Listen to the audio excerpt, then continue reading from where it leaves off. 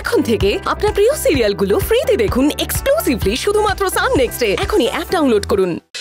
আমি আর ইচ্ছে মিলে যদি আপনাকে রান্না শিখিয়ে দিই, তাহলে তো আপনার হাতের রান্না আমরাও খেতে পারবো, আর আপনিও ইচ্ছে হলেই নিজের জন্য ভালো মন্দ কিছু রান্না করতে পারবেন। হ্যাঁ, আরে তুমি কি বলছো? হ্যাঁ, কি বলছো? ওনাকে মানে উনি তোমার থেকে রান্না শিখবেন? ওনার কত কাজ বলো তো, ওনার হাতে সে সময় আছে? কেন, আপনার কি মনে হয় আমি রান্না করতে পারবো না? না না, একই না না, আমি সেটা বলিনি, মানে মানে যাকে যেটা মানায় আর কি।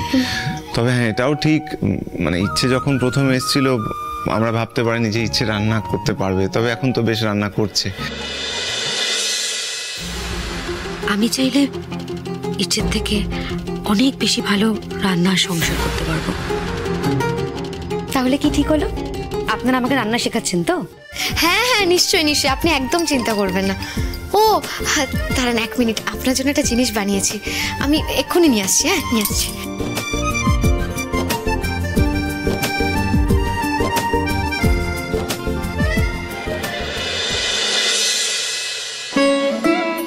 সত্যি আর্য ভীষণ কেয়ারিং।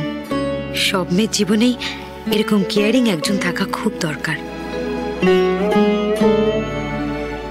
কিছু শেখার কথা উঠলেই না আমার স্কুল লাইফের একটা ফ্রেন্ডের কথা মনে পড়ে। আমাদের দুজনের মধ্যে পড়াশুনো হোক অথবা খেলাধুলা, সব সময় একটা কম্পিটিশন লেগে থাকতো। কখনো ও ফার্স্ট হতো, কখনো আমি। আমাদের এই বিষয়টা একদম খেলার মতো হয়ে গেছিল। তাই নাকি? তা কি নাম ছিল?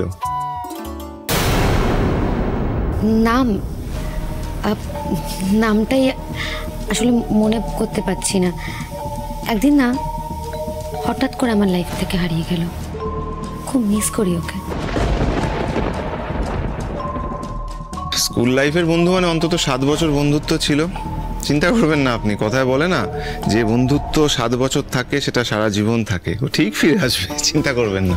হ্যাঁ, আর তখন দেখবেন আপনারা আবার একসঙ্গে কম্পিটিশন করছেন।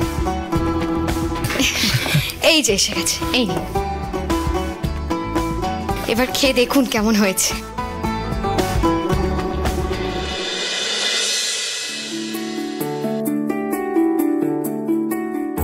ওয়াও, দইটা তো অরেঞ্জ ফ্লেভার।